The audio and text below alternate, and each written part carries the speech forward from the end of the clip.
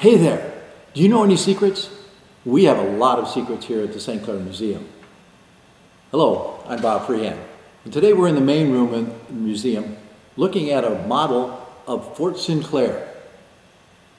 And that's our first secret, is that at one time there was a fort right here in Sinclair, just south of the Pine River, on a plot of land that was in between where Diamond Crystal Salt Plant is and where the entrance of the marina is. And in fact, there's a sign up there that says Fort Sinclair, and it gives some information about it. We have a model of Fort Sinclair here in the museum. And so I'm going to talk about some of the artifacts of Fort Sinclair and tell some stories and maybe some secrets. And the first artifact that we have, this is a hat. It was a hat that would be worn by a member of the British military. So picture, not Pirates of the Caribbean, this isn't a pirate hat. This is a hat that was worn by a member of the British military. So it's a uniform hat.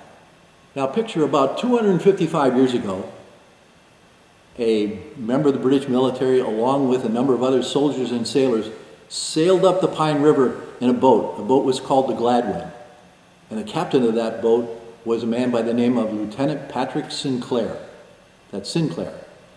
And he was carrying goods and supplies back and forth between Detroit and Fort Michilimackinac, up by the Mackinac Straits.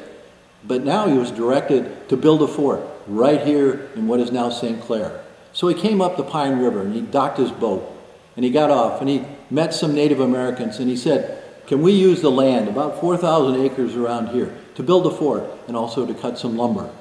And they gave him permission to do that. And so he during the winter of 1764 and 1765, his men built a fort, or started to build a fort. And it was a typical fort. They built blockhouses. You can see the blockhouses here. And inside the blockhouses there were cannons. And the fort was here to protect the British fur trade, but it was also here for lumbering, and we'll talk about that in a minute. Now in those blockhouses, like I said, there were cannon, but the cannons never fired a shot. They were never engaged in a battle. The other buildings in the fort were the barracks for the soldiers and the sailors. And there was also a house for the officers, and that house was made out of brick. And that's our second artifact, is brick. Because on the shores of the Pine River, there was beautiful piles of clay that was excellent for making brick. And so the soldiers and the sailors, they fired that clay and they made bricks. In fact, there were brickyards in St. Clair for many, many years after Fort Sinclair was built. And as I said, this is Fort Sinclair, not St. Clair, Sinclair, named after Lieutenant Patrick Sinclair. Now the other thing that was a major business in the fort, or around the fort, was lumbering. And over here we have some men who are cutting logs. And those logs are cut, they're either pine or they're oak logs, because they would cut pine and oak trees up and down the Pine River and take them to the sawmill and then tie those logs together and float those rafts of logs all the way down to Detroit, because the commandant of Fort Detroit, Colonel Bradstreet, he wanted to rebuild Fort Detroit, and there wasn't really good lumber down in the Detroit area. There was beautiful lumber here in St. Clair. So lumbering was one of the first businesses in St. Clair. Now the second business, and this building that we have right here, this is the trading post, sometimes referred to as the pinery.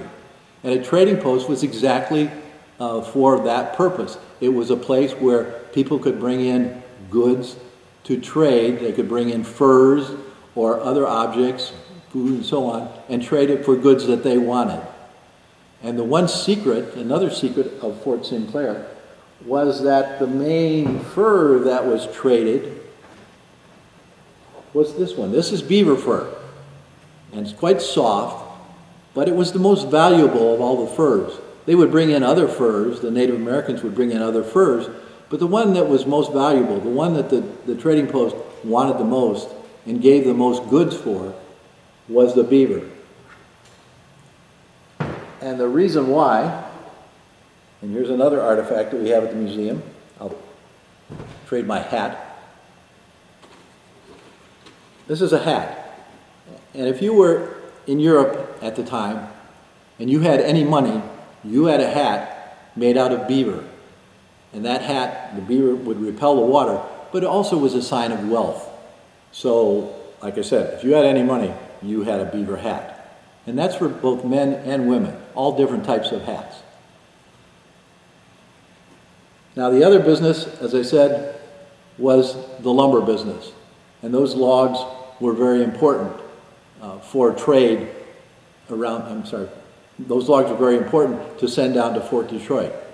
Now in the trading post, what they were trading the furs for was objects that the Native Americans or the soldiers or the sailors in the fort wanted very badly.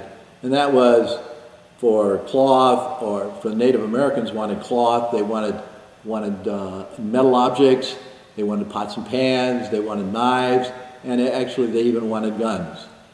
And so the British would trade, the trading post operator would trade for what they thought they could get the most furs for.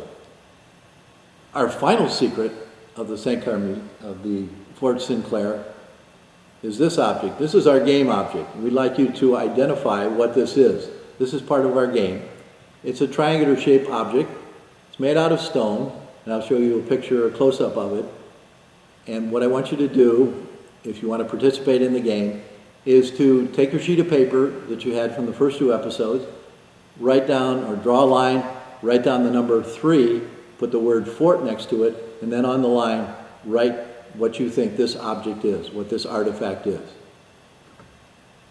I'm Bob Freehan, and thank you for joining us for Secrets of the St. Clair Museum.